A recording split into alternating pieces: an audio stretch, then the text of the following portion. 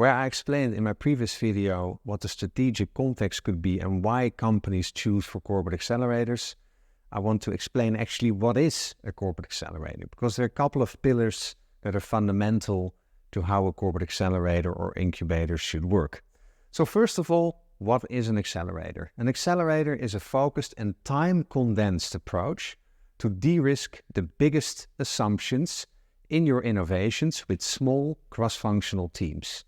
There are a couple of terms that are of importance here. First of all, time-condensed, meaning that we don't give the teams endless pathways of time to prove meaningful data and to give us meaningful data to certain assumptions. No, we believe in scarcity, and we also believe that scarcity brings a sense of emergency to the team, but also creativity. So the more time and money you give, the less creative the team can be and can operate. So therefore, time condensed. The second term is de-risk, right? So it's very important to understand that most of the companies that launch products, especially in the CPG industry, 90% fails. If you translate this into euros, this is tons of money.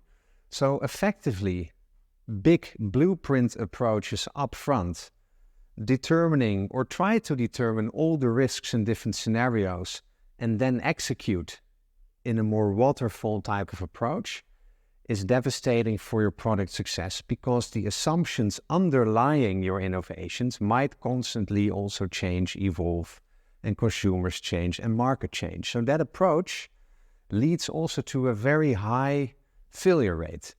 Now, de-risking is basically what an accelerator does. So within an end-to-end process, in which we explained in one of the videos, the team needs to prove meaningful milestones per phase. If they can't prove and bring significant data from the consumer market, then there is only a conversation about, do we need to continue, pivot, or stop this project? And that can already be after 10 to 12 weeks. Why? Because we want to avoid zombie projects that continuously go on for years and that really suck resources and money out of the company. So we want to allocate resources smarter. So therefore, a corporate accelerator is designed to de-risk in certain phases in the process the key assumptions in your product or business model innovations. So an accelerator is focusing on key assumptions. A key assumption basically means that if the team can't prove that this assumption holds or not holds in reality, basically means that there is no business.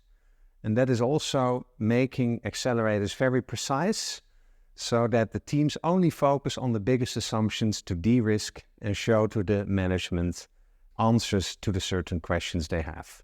Last piece was small cross-functional teams. We believe that if you want to innovate fast, if you want to innovate more consumer-centric, you need the whole system in the room.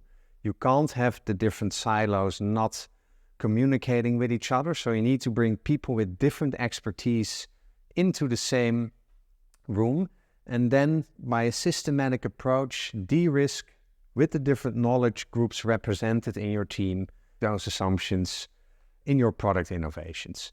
So this is, in short, what an accelerator is and what are the key terms.